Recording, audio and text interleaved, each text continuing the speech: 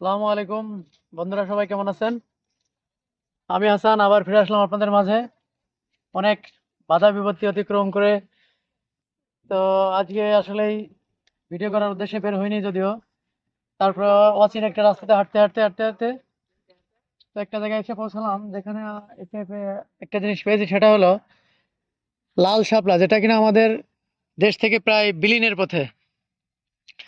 তো দর্শক, আপনাদেরকে একটু দেখানোর চেষ্টা করব লাল শাপলা। এখানে সুন্দর একটা পুকুর, সম্ভবত এখানে মাছের পোনা চাষ হয়, যেটা আহ, বড় আকৃতির মাছ উৎপাদনের জন্য সহায়ক। ও, এখানেই সেটা হয়তো আবাদ করে, যতটুকু আমরা জানতে পেরেছি এই পুকুর কর্তৃপক্ষ থেকে। তো দর্শক, এখানে এসে যে শাপলা ফুলটা, আমি আপনাদের কাছে আসলে মাছ সম্পর্কে কিছু বলতে চাচ্ছি না।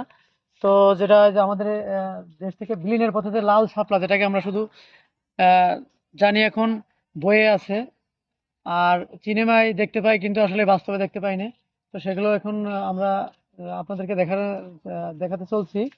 তো দেখেন, এই যে কত সুন্দর, দেখেন সুন্দর আকৃতি। মনে হয় এই দোকান পুকুরের মালিক সে নিজের কৌশল অনুযায়ী এটা রোপণ করছে আর কি। দেখেন পদ্ম পাতার মতো আর কি, সুন্দর মতো ভেসে আছে। খুবই সুন্দর লাগতেছে। দর্শক, এতটুকু দেখাতে পারছি আপনাদেরকে, কেমন লাগছে আমি জানি না সেটা। তো অবশ্যই কমেন্টস করে জানাবেন। আর আমার সাথে থাকবেন, আমার চ্যানেলটি সাবস্ক্রাইব করবেন, আমাকে উৎসাহ দেবেন। ধন্যবাদ। আবার দেখা হবে নতুন কোনো ভিডিও নিয়ে।